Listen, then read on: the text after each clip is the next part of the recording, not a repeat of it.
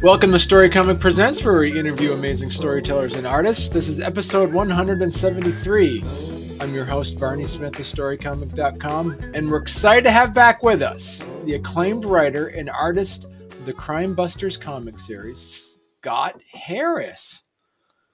Thanks for having me. It's good to be back. I appreciate you bringing me back. It's been quite a while. It's been a couple of years, yeah. And so we were talking before we went live that I've been a huge fan. I've always been a fan of the Golden Age of comics. So when I first discovered you, when I first met you a few years ago at the comic convention, I saw you had this, and then you released your. I believe what it was is I bought issue 2 because it was too late for me to catch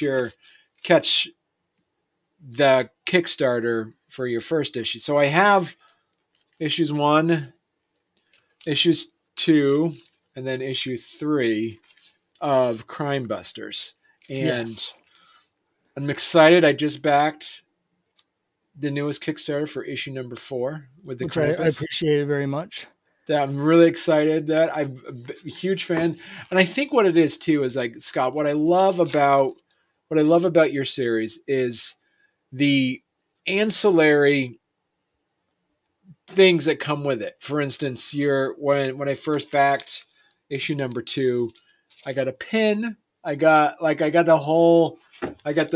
some trading cards involved in it too. So that's always been fun. It's just the immersiveness of the world that you've created, which you've picked up from Boy Comics, which is a Golden Age comic.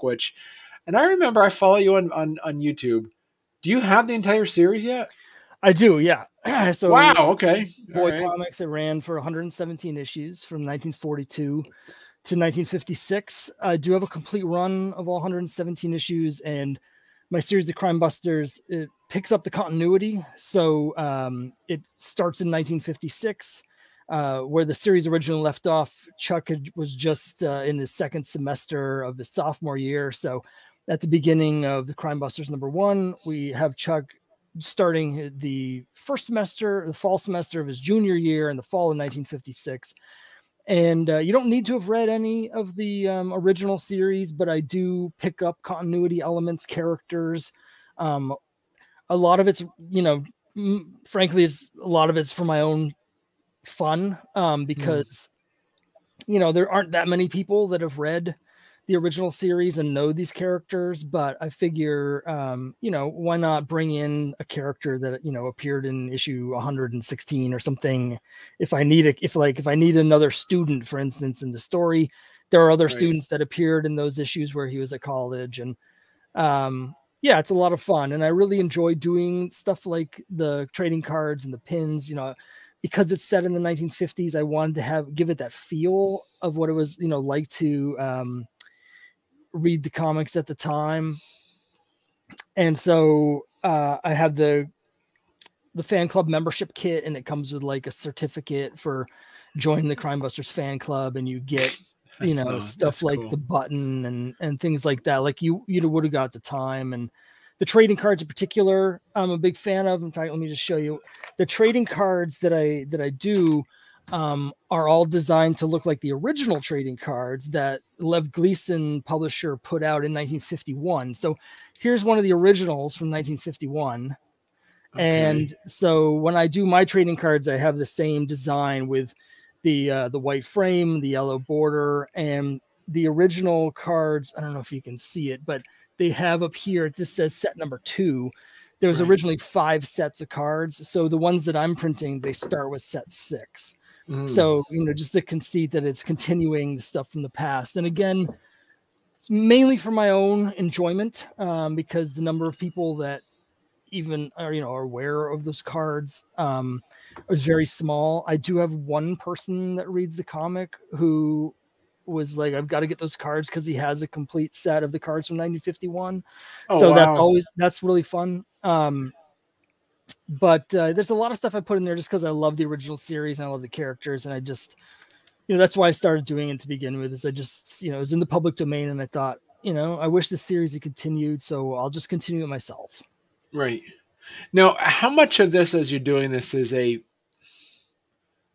are you doing this as you're writing these series? Because I remember last episode we talked about you did have a certain number of issues you want to produce, and if I'm recalling correctly, it was you wanted to round it up to an even number, correct?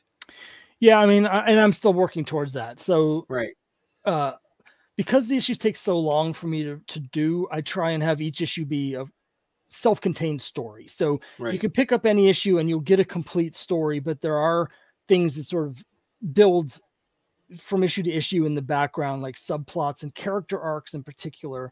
And my goal is that I've got a 30 issue arc that's going to be the whole series. And so it's a really interesting creative challenge as a writer, where I'm trying to write stories that make sense as a single issue, that also makes sense in a 5-issue arc, because I'm going to be theoretically, I'm going to be gathering each 5-issue arc into a trade, and then also into a 30-issue arc. So I have certain themes and character arcs in these first 5 issues, and then I've got the next 5 issues sort of blocked out. And again, you can read each individually. It's not going to get to the point where you need to have read the previous issues until issue 10, really. And then things are really it's going to change a little bit at that point, but that's still a ways off in the future. Right. And so talk to us a bit about, I wanted to jump in and look at what you have going on here in this latest Kickstarter. Sure. So as I say, congratulations as well. You got, as of this recording, you got about a week left on it, and you've already surpassed your goal. And I think you're tapping on the 3rd stretch goal already. Is that correct? Yep, that's right. So, it's been going pretty well. I'm very happy with it. I specifically made this Kickstarter longer than the previous ones. I'm very happy that like today I just got to 70 backers. That's how many backers I had for issue 3. Wow. Issue 3 came out in 2020, so it was like right at the height of the pandemic. Frankly, I didn't have the energy to put into the Kickstarter to doing all the like promotional work, and people just didn't have as much money. So that I was down in terms of backers from issue 2 to issue 3. I sort of dropped down, but it seems to have rebounded. I definitely have gotten some backers back from issue 2 that missed issue 3. They've now come back in issue 4, and they're getting issue 3 as well, because you can get all 4 issues here if you've missed any of them.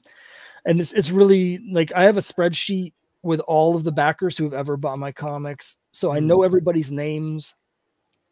And when a backer comes in, I can see, who's backing it. And it's really gratifying to me to see the names of people that I recognize, people that have supported me in the past, particularly, when people are coming back, I might not have seen them on the last, couple Kickstarters, but they're back. It's just nice, there's people that I have never met. I don't know what they look like. All I know is that they've been generous enough to support my comic. And so like, I'll see this name come out and I'll be like, oh, it's that person. It's, it's just very happy to see those people, coming back. It makes me feel like, that they're enjoying the comic. You don't get a whole lot of feedback, or I don't get a lot of feedback, even with my mailing lists or my social media stuff.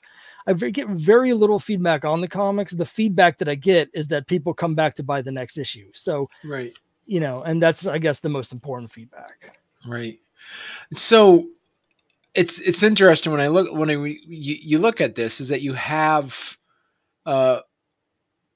issue for your regular cover. You've got and as I say, the prices are still pretty on par from what you got. And also too, is this is you always produce a fairly large comic book too. This isn't yeah, that's right. So this is 36 pages. Last issue is actually 38 pages, and they're densely plotted. Like there's a lot of dialogue. There's a lot of plot. I draw in an Archie style, and so I've taken some of the page layouts from Archie books. So instead of like a typical modern comics, usually a lot of them have 4 or 5 panels. Most of my pages have 6, a classic Archie 6-panel grid. And so It's a lot. I've had people tell me that it's taken them an entire hour to read one of my issues. And I've had multiple people say, it's like a half hour. And, with independent books, a lot of times the price point can be a problem for people that are used to only buying like Marvel and DC books, because they're always going to be more expensive when we're making them ourselves. But I feel like, you can read your typical Marvel or DC book in 5 or 8 minutes or something, whereas it's going to take you a half hour to get through one of my issues. And so hopefully people are, even though it's more expensive, hopefully they're getting, their money's worth. Yeah. And like you said, they are pretty dense. And so what's really good is that you have 11 backers coming back. And then plus your legacy variants, that you do, which I love, because those are like for those that are appreciate the collectible piece to it. What's also interesting too, if you look at your catch-up bundle, there's 6 backers on it. That means there's 6 new readers. That's right. That you have. And I've also gotten one thing that's happened the last 2 or 3 campaigns I've run is I don't know if it's because of the pandemic or what, but I'm getting more and more digital backers, a higher percentage of digital backers. So I've actually got, I think 10 or 11 digital backers that are also getting the catch-up kit, but they're getting the PDF version. So I've got probably at least 20 new readers that are coming in new. Right. And that's very exciting. So there are a lot of options. I love doing variant covers. And so every issue I have 4 covers. I've got the regular cover, and then I've got the Kickstarter exclusive, which this time around is an homage to the 1975 Marvel superhero holiday treasury edition. And those Kickstarter exclusive covers are the same price as the regular covers, but they have the legacy numbering, so they carry over the numbering from Boy Comics.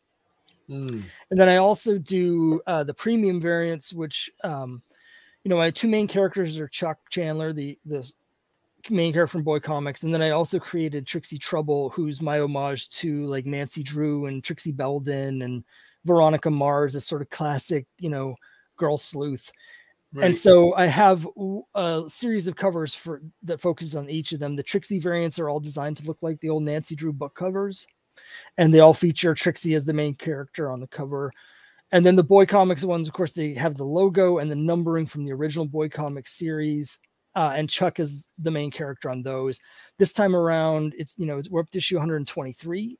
So it's the 4th issue of the revival. And one of the artists that worked on Boy Comics originally was Joe Kubert. And since there's a flashback in this issue to World War II. And so I'm like, Joe Kubert's famous for all of those World War II covers that he did at DC. So this issue with the Boy Comics variant, it's a tribute to Joe Kubert, because I took one of his sort of classic designs for a cover, but I did it with the Crimebusters. There's different audiences. There's definitely a subset of people that are big fans of like Nancy Drew and stuff, and they will prefer to buy the Trixie variant over anything else. There are people that are into public domain superheroes and Golden Age superheroes, and they want to buy the Boy Comics variant. So I have some people that buy like the full set of all the covers, but generally speaking, it tends to be people buy one or the other. There's like different lanes. So they appeal to different collector sort of bases, but also, again, a lot of this is, these are things that I like. So I'm kind of doing it for myself. When I first started, my idea was to continue Boy Comics. So I always wanted to have the Boy Comics logo and numbering, but eventually I was like, it is 2022 now, and that title isn't necessarily going to bring in the readers that I'm looking for.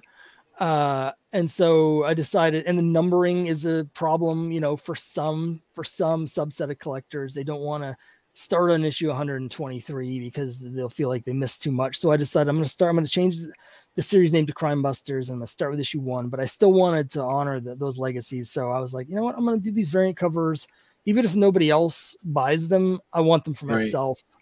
And I figure if I'm doing stuff that I like, there's going to be other people that like it. So right.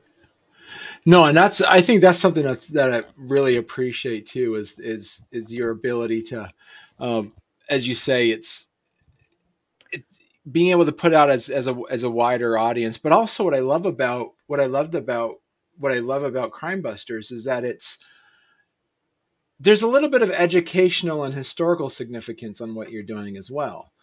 Do you want to talk a bit about that? We mentioned in the last episode that you when we were chatting about how you've kind of tweaked it for a modern audience. Sure. I mean, one thing that I try and do is like, it is set in the 50s, and I don't want to be beating people over the head with it. You know, sometimes when you watch period like movies and shows, they have these like really blatant, like, it's in this time period, and you can tell because of all the stuff that we have in your face. And I try to avoid that, but I also am try and stay aware of, like, you know, what the people at the time would have been talking about. I try and tie in like current events and stuff in the background. You know, issue 3 has the main plot is about sort of the Red Scare in the 1950s.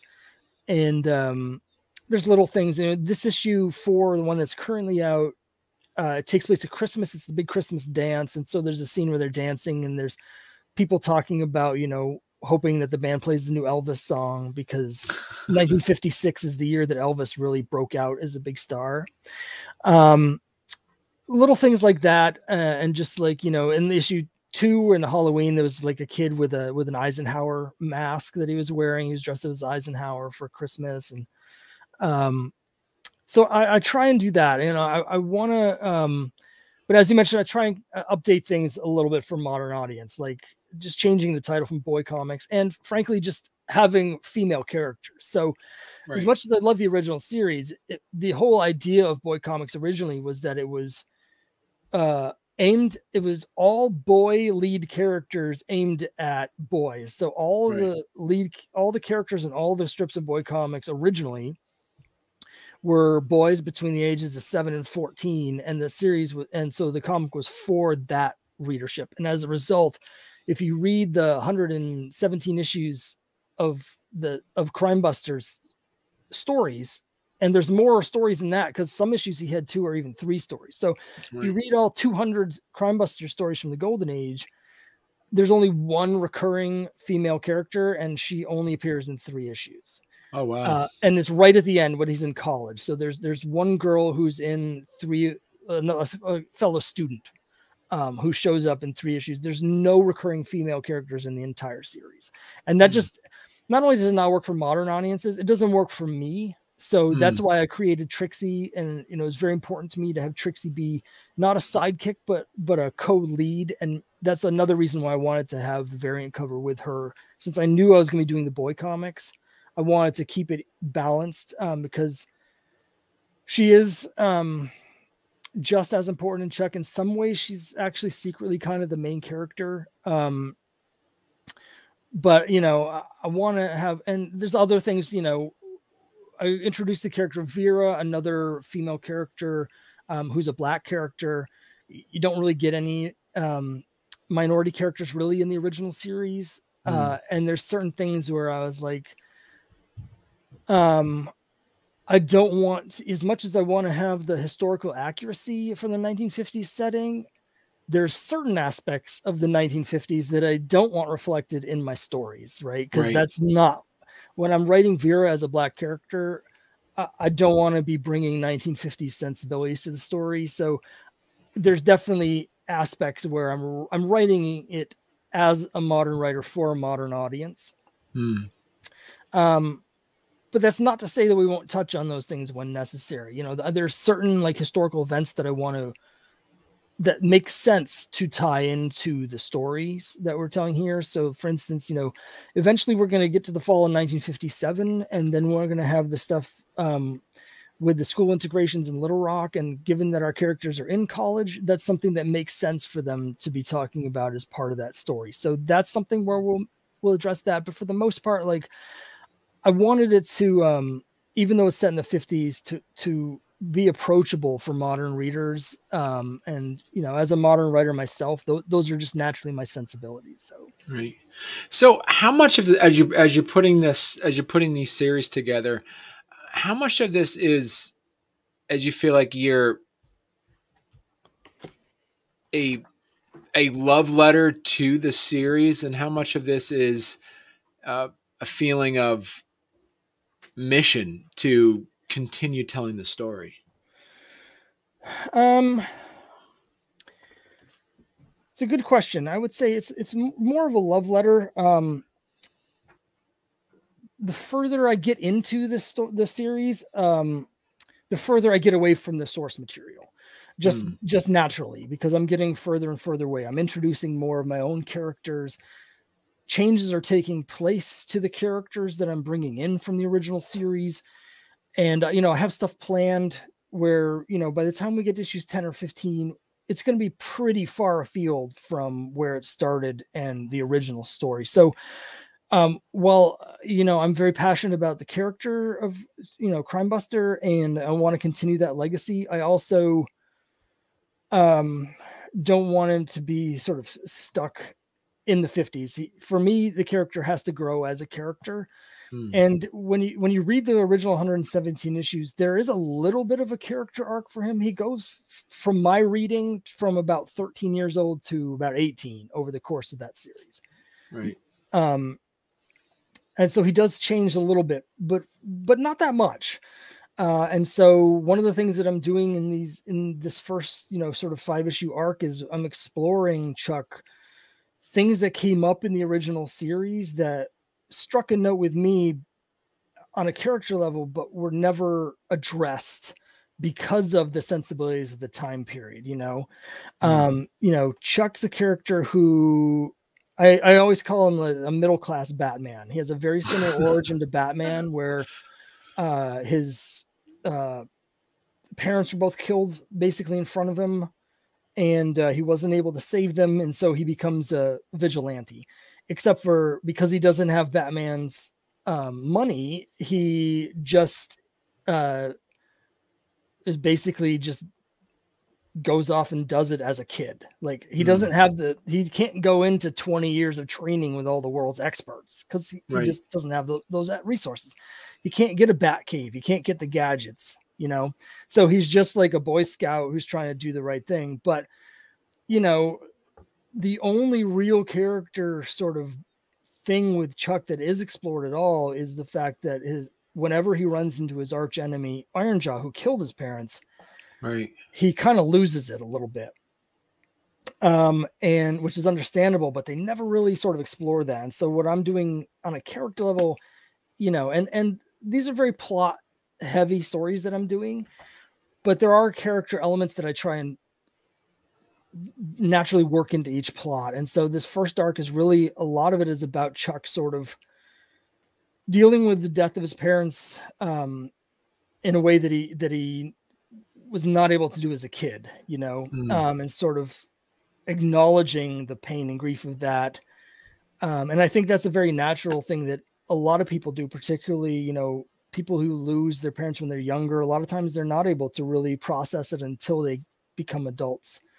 You know, while I was working on the second issue, my father passed away. And so a lot of this is, it's very personal stuff that I'm sort of working out through Chuck, but it's also, it makes sense for the character. Like I always wonder reading this, that he gets so angry, you know, whenever Ironjaw's around, but we never see him sad or contemplative. He's not in the original series.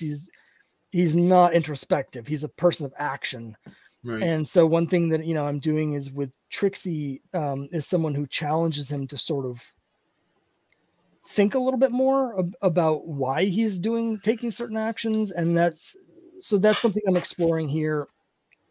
And we're going to get further. So it's already kind of getting further away from the original tone of the series, but hopefully, you know, building on that legacy. And I noticed too, is like you did have a bit of a pause with the fact that you came out with a one shot, the Uncle Sam. Yeah. So I have a lot of stories that I want to tell, and I just don't draw fast enough to do them all myself. So with Cthulhu versus Uncle Sam, I brought in another artist guy by the name of Jay Piscopo, who's out of Portland. And the idea was basically had some other stories that I want to tell, and Jay could sort of basically be working on the art for that while I'm doing Crimebusters. Okay. It unexpectedly did take a lot more of my time than I thought it would, which is one of the reasons that the new issue Crimebusters took so long to do, because just running the Kickstarter and all the fulfillment, that Kickstarter had a lot more backers than Crimebusters, because it's a sort of a high concept. It's much easier for people to understand. You just see the title, you know exactly what it's about. And there are a lot of people that are Cthulhu fans. So, you know, for that first issue of Cthulhu versus Uncle Sam, I had 186 backers and at $4,200. Wow. And so the fulfillment process of mailing all that stuff out, obviously much longer than it is for Crimebusters. And just the result was there's basically turned out to be 3 months where I did not have any time to do any work on Crimebusters at all. And so that's something I'm working on now, is to try and figure out ways to get Crimebusters out, you know, more regularly, you know, on a faster basis. It may involve hiring an artist to draw Crimebusters while I continue to write it. But, you know, I'm still in the early stages. You know, this issue of Crimebusters 4 is the first issue that's in full color. The first 3 were in black and white. Oh, wow. Okay. Yeah. I hired a part of that's because I'm colorblind. So I knew that if I tried to color it myself, it would take so long, and I'd end up with all the people would be green and stuff like that. And so it didn't make sense. But after the success of Cthulhu versus Uncle Sam, I had figured I had to build up a big enough base of readers where I could set a higher goal and get a little bit extra money to hire a colorist. And that's what I've done here with issue 4. And that saved me some time, as well as being in color. It saved me the time of doing the shading, because even though it was in black and white, I would still I'd have to color everything in different shades of gray. And so this is something I'm looking at, is bringing in more people to help me with different parts of the process. Optimally, I'd like to get to the point where instead of doing 1 issue a year, Crimebusters, I'm getting at least 3 issues out.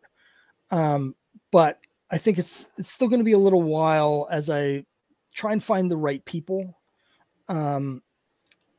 But with Kickstarter, there's a bit of a snowball effect that you can have. The more projects you get out, the more you bring in more and more new people to see it every time. And so your projects tend to get a little bit bigger each time. And so I'm hoping with the success of issue 4 here that will have a big enough base where I feel like I can afford to then hire an artist to do the art. And if that's the case, instead of taking a year to draw it, hopefully I can find a professional artist that could draw it in 4 months, and then we can get 3 issues out.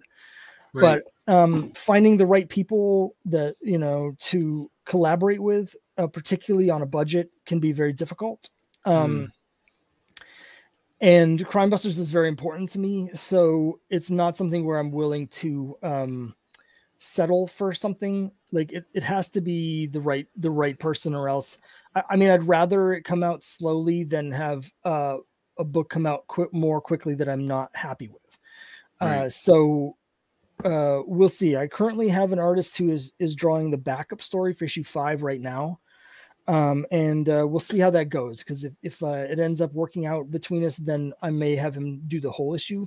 And if not, then I figure, hey, I'll have the backup story done. And so I'm already ahead on issue 5, but that's sort of where I'm going. I'm not getting any younger. That would be weird if I was. So, I've got 26 more issues in this story that I want to do. And if I'm putting them out once a year, I wouldn't finish until I'm 75 years old. And there's no guarantee I'm going to reach that age. So I figure if I want to get the story told, I need to figure out ways to get it out faster. Right. And there's other stories I want to tell too. So Cthulhu versus Uncle Sam, it does take place in the same universe as cool. Crimebusters. if you've read Crimebusters 3, you know, Granny Gumshoe is in there. One of my favorite characters. Everyone seems to really like Granny. In Cthulhu versus Uncle Sam, it takes place in 1944 during World War II, but Granny Gumshoe is also in there, and you see her teaming up with Uncle Sam to keep the Nazis from summoning Cthulhu.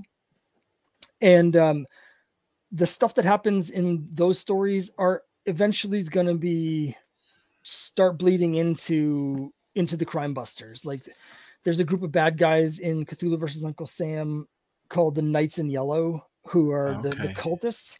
And we're going to be seeing them in issue 5 of Crimebusters. We're going to see what they're doing 12 years later. And so, again, you don't have to have read Cthulhu versus Uncle Sam for the stories in Crimebusters to stand on their own, or vice versa. But if you are reading both, then you'll get more out of both. You know, Uncle Sam himself is going to be in issue 6 of Crimebusters when we get to there. And we're going to see a very different Uncle Sam, because Uncle Sam during World War II, you know, the good war where we're the good guys and it's all rah patriotism, is very different from Uncle Sam during the Cold War. And so we're going to see how the effects of, you know, McCarthyism and stuff, what that's done to Uncle Sam as a person. So again, if you read both, great. The second issue of Cthulhu versus Uncle Sam should be out later this year. It's 32 pages full color, and right now I'm just waiting for the last 6 pages of art on that. So this fall we should have issue 2. So yeah, I've said this several times, but I have a lot of stories I want to tell, and so bringing in more artists that are able to tell the stories that I want to tell, like Jay, is great, and that's sort of where I'm trying to go in the future. I have more stories I want to tell, more spin-offs from Crimebusters. You know, I have a Vera solo story that I really want to do, but I have to find the right creative partner to do it with and stuff like that. But yeah, Crimebusters is always going to be the most important. That's sort of the flagship title.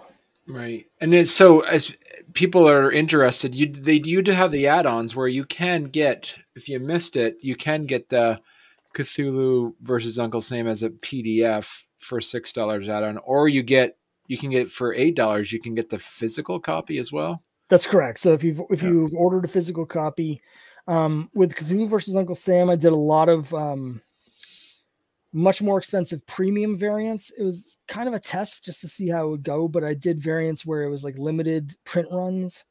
And so some of those are much more expensive, but the regular comic is still the same price. Which it's a little bit cheaper as an add-on, because the cost of the shipping is mostly covered already and stuff like that. But you can see some of the other variant covers here that I did that are a little bit more expensive. But yeah, so those are available as add-ons. There's also there's one of the reward tiers that has all of the variant covers for all of the issues, both of Crimebusters and Uncle Sam. That's the highest tier, and so far nobody's picked that one. But I saw that one. They the one with everything, huh? Yeah, so that's got all of the Crimebuster covers that I have, because some of the Kickstarter exclusive covers are sold out. And it's also got the fan club membership kit. With that one, I do a sketch cover where I'll draw whatever you want on a blank Crimebusters #1, and then it's got the set of all 6 of the Cthulhu versus Uncle Sam covers. Some of which are very low print run, like the Hulk 181 homage, in the bottom right there. I only printed 25 of that, and I sold most of them. So there's only a handful of those left. Yeah, I saw that you only have 2. You probably only have 2 left, because you only have that. I have a couple available, I think, as add-ons as well. So I kind of split it because I figured some people might just want that one. But I think right now I have no more than 5. I think I have 5 left at the moment. At some point I may free up a couple more, because I do have my own personal collection where I've kept a few copies of everything I've done for myself. So at some point on special occasions, I may release some of those. So that includes some of the earlier like Kickstarter exclusive covers that I'm sold out of, Right. stuff like that. I may eventually release a copy or two for new collectors that missed them. But yeah. But you say, as you say, the one with everything's $255. But if you do the math, it's actually cheaper to buy that tier than it is to buy everything separately through the add-ons. Yeah, it's also the only way in this campaign that I am offering the sketch covers, because those do take a long time. And with the sketch cover, it's Crimebusters #1. It's a blank. So I'll draw whatever you want on it, as long as it's not, pornography. And I've had some very strange requests, like the one that's shown there. The guy wanted my characters being eaten by carnivorous Ewoks. So we have Chuck being attacked by Ewoks, and then I have Trixie dressed as Princess Leia in the background shooting them. For the last campaign, I had someone that wanted me to do like a Mystery Science Theater 3000 view, where we have the the seats with the heads, and she wanted the silhouettes to be her with Walt Disney and Abraham Lincoln watching a 1940s detective movie where all of the characters were dinosaurs. So I did like this noir sort of thing, where it was like a detective with the femme fatale coming in, but they were both triceratopses. So whatever anyone wants, it's just, those do take a long time. So that's only available if you're getting the one with everything. Because otherwise I just don't have enough time to do it. Right. Well, this is exciting. Like I said, I'm a huge fan, Scott, of the Crimebusters series. And as I say, you got some really good tiers on here. And I'm already, as I said, I'm already looking forward to reading issue #4. And as you said, so issue #5 you're working on as we speak, correct?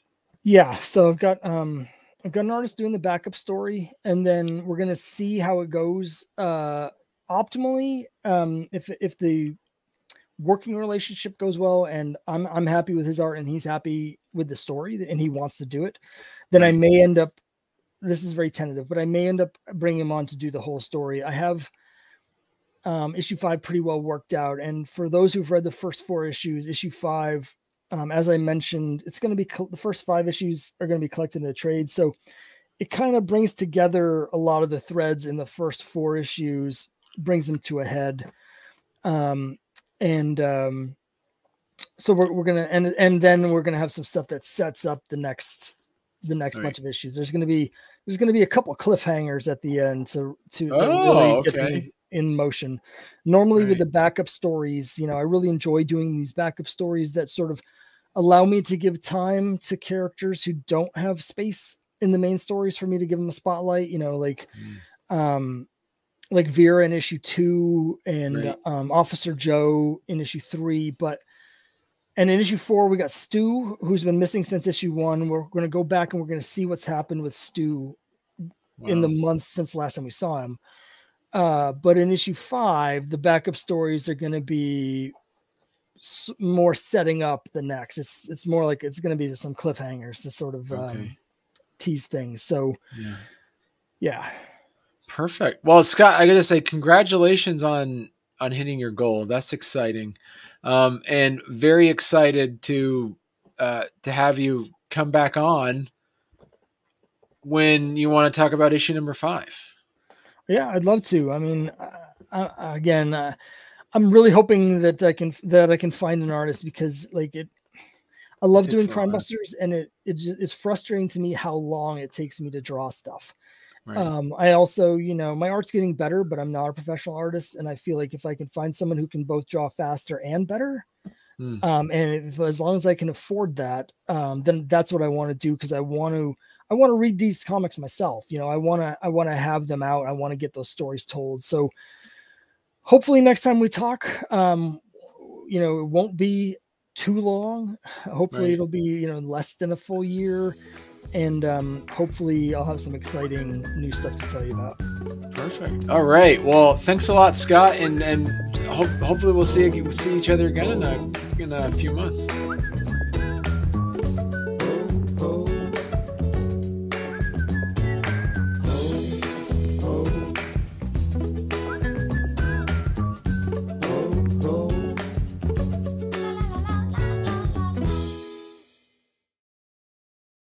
Pick up. What's the color? What's the Crimebuster color? It's a blue. Is it red? Right? Is it a red? Chuck. Yeah, Crimebuster. His outfit's red, white, and blue. It's red's the main color, and it's got like a blue C. And Trixie's is white with red and blue. So, how's that? Is that a good red? I'm colorblind, so. Oh, okay. All right. Well, it's a good red. Looks good to me.